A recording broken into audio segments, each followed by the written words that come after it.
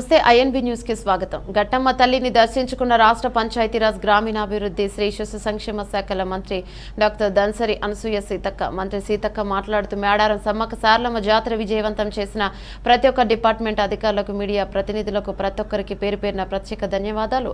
మంత్రి సీతక్క ధన్యవాదాలు తెలిపి సమ్మక్క సారలమ్మ తల్లుల ఆశీర్వాదాలతో అందరూ సుఖ సంతోషాలతో ఉండాలని కోరారు.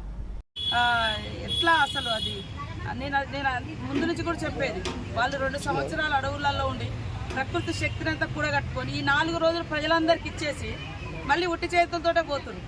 అంటే ఆ రకంగా పోతూ కూడా చిరుజల్లులు కురిపించి జస్ట్ అప్పుడే అసలు వాళ్ళని కదిలించి తీసుకుపోయేటప్పుడే వర్షం పడ్డది. వాళ్ళు గేటు దాటి బయటికి వెళ్ళి ఎక్కడోళ్ళు అక్కడ దేవుళ్ళు ఆగిపోయింది.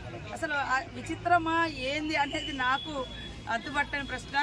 ఏదేమైనా ఆ తల్లుల యొక్క గొప్ప మహిమలను నేను కళ్ళారా చూసిన.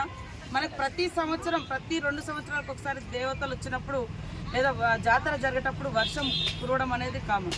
కానీ ఈసారి గద్దెల మించి వెళ్తూ వరాలు ఇచ్చిపోయారు అనేది మాత్రం అది నాకు అసలు అంటే జీవితంలో మర్చిపోలేనటువంటి సంఘటనగా ఉండిపోయింది. ఇప్పటికి కూడా అది దాని నుంచి బయటపడలేకపోతున్నాము.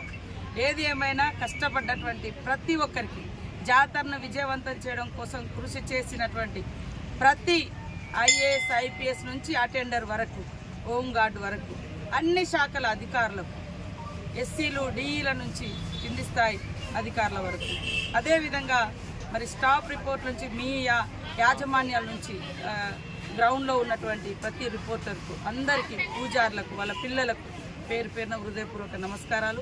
ఆ తల్లుల యొక్క దీవెనలు ప్రజల మీద, ఈ జాతరను విజయవంతం చేయడం కోసం కృషి చేసిన ప్రతి ఒక్కరి మీద కూడా ఉండాలని, ప్రజలందరూ కూడా సుఖ సంతోషాలతో ఉండాలని మనస్ఫూర్తిగా కోరుకుంటూ, ఘట్టమ్మతో మొదలైన మొక్కులు మళ్ళీ ఘట్టమ్మ దగ్గరనే ఈరోజు మళ్ళీ, ఎందుకంటే జాతరను నేను కూడా టెన్షన్ పడ్డా.